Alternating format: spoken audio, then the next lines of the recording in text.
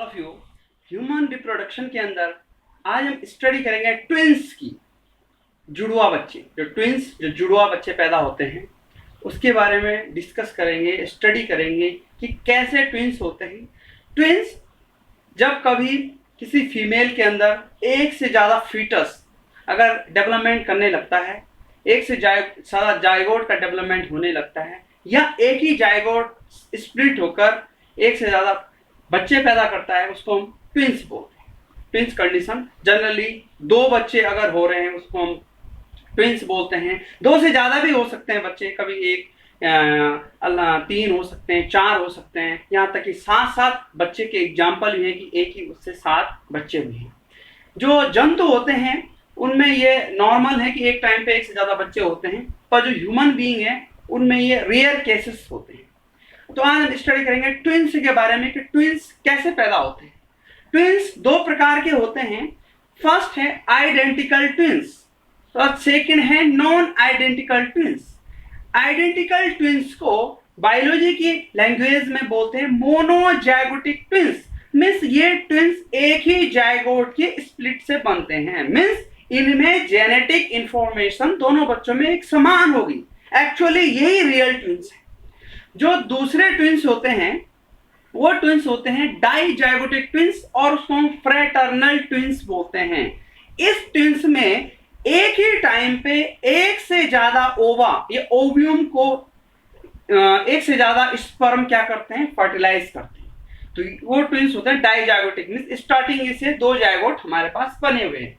तो फर्स्ट हम देखेंगे आइडेंटिकल और मोनोजाइगोटिक ट्विंस। मींस एक स्पर्म ने एक ओव्यूम को फर्टिलाइज किया, उससे जो जाइगोट बना उस जाइगोट में स्प्लिटिंग होगी। जो पहला डिवीजन, जाइगोट के डिवीजन को हम क्लीवेज बोलते हैं, जो पहला डिवीजन हुआ उसमें स्प्लिट हो गए, 1 से 2, 3 हो गए, 4 हो गए, इस तरह से स्प्लिट हो गए और हमारे पास ये अलग अलग जाइगोट के टुकड़े बन गए। और ये अलग जो ये ब्लास्टोमेर का जो टुकड़ा था अलग, इसने अलग बच्चा बनाया और इसने अलग बच्चा को डेवलपमेंट किया। एम्ब्रियो का दो अलग अलग फीटस यूट्रस में बनने लगे। ये एक से ज्यादा 3 स्प्लिटिंग हो गई तो 3 भी बन सकते हैं। मोनोजाइगोटिक ट्विंस की खासियत क्या है, या तो ये दोनों मेल होंगे क्योंकि जाइगोट एक ही था।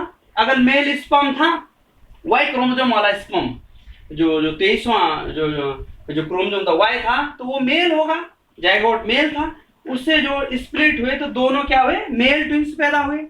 या अगर ये एक्स क्रोमोसोम का स्पर्म था, ओव्यूम तो एक जैसे होते हैं, ओव्यूम से उसने फर्टिलाइज किया, जाइगोट बना, ये फीमेल जाइगोट हमारे पास था, तो वो फीमेल ट्विंस होंगे। मींस जो हमारे मोनोजाइगोटिक ट्विंस होंगे वो जो एक ही जाइगोट के स्प्लिट से बने हैं, या तो वो दोनों लड़के होंगे या वो दोनों लड़कियां होंगी, या मेल होंगे फीमेल होंगे, क्योंकि वो डिपेंड करते हैं इस जाइगोट पे वो कौन सा जाइगोट था।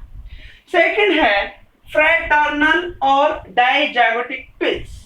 मींस इसमें क्या होगा, फ्रेटर्नल मींस ये डिपेंड करता है कि जो हमारे एग थे, ओवरी ने किसी कारणवश एक ही टाइम पे एक से ज्यादा एग को दे दिया, एक से ज्यादा ओवुलेशन, एक से ओवुलेशन के टाइम एक से ज्यादा एग प्रोड्यूस हो गए। तो एक से ज्यादा एग प्रोड्यूस होंगे तो जो हमारे स्पर्म है तो करोड़ों की संख्या में रहते हैं, तो स्पर्म को दूसरा एग मिल गया और उन्होंने उस दूसरे एग को भी फर्टिलाइज किया।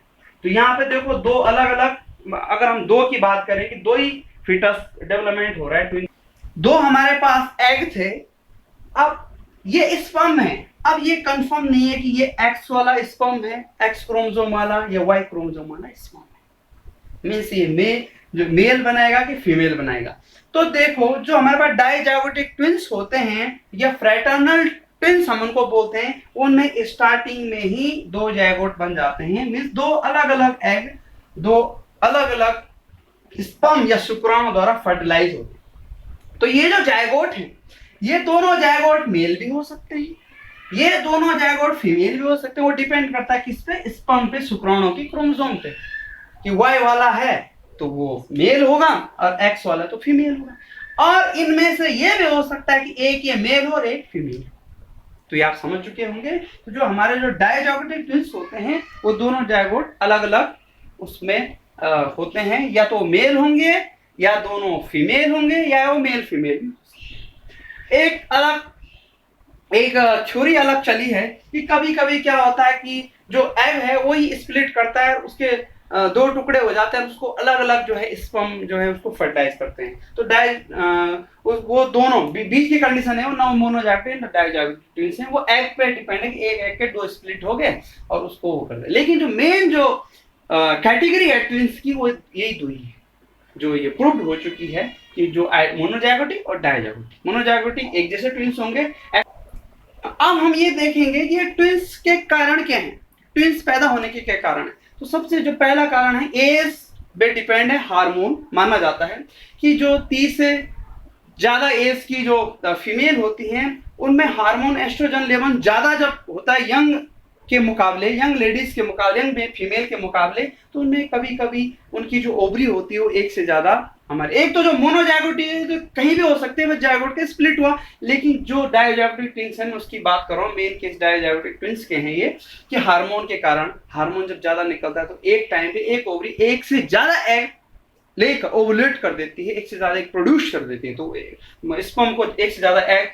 ट्विंस की खासियत होती है लगभग ट्विंस एक ही समय पे, सारे ट्विंस एक ही समय पे पैदा होते हैं, बस कुछ समय का अंतराल होता है, मिनट का हो सकता है, आधे घंटे का हो सकता है, ज्यादा बहुत ज्यादा अंतराल ट्विंस के उसमें नहीं, ज्यादा ट्विंस में नहीं पाया जाता। तो एक ही टाइम पे अगर एग ले हो रखे हैं तो वो फर्टिलाइज हो जाएंगे और एक ही टाइम पे वो फीटस डेवलपमेंट करता है।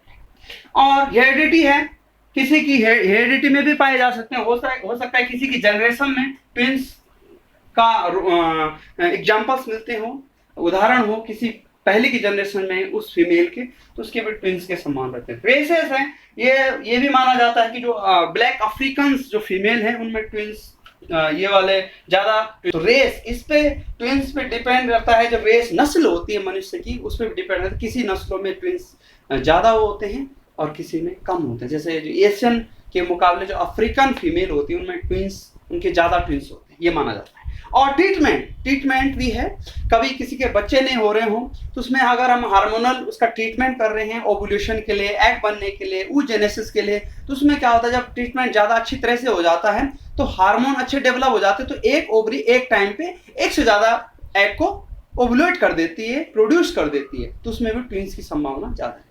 तो आज हमने स्टडी किया ट्विंस और उसके टाइप, मोनोजाइगोटिक जिनको हम जेनेटिक इन्फॉर्मेशन जिनकी सेम होती है जिनको हम आइडेंटिकल ट्विंस बोलते हैं, और डायजाइगोटिक जिसको हम फ्रेटर्नल ट्विंस बोलते हैं, जिसमें एक अलग अलग जो एग हैं ओव्यूम है वो अलग अलग स्पर्म द्वारा फर्टिलाइज होते हैं। तो अगर वीडियो अच्छा लगे तो वीडियो को लाइक करें। Thanks for today.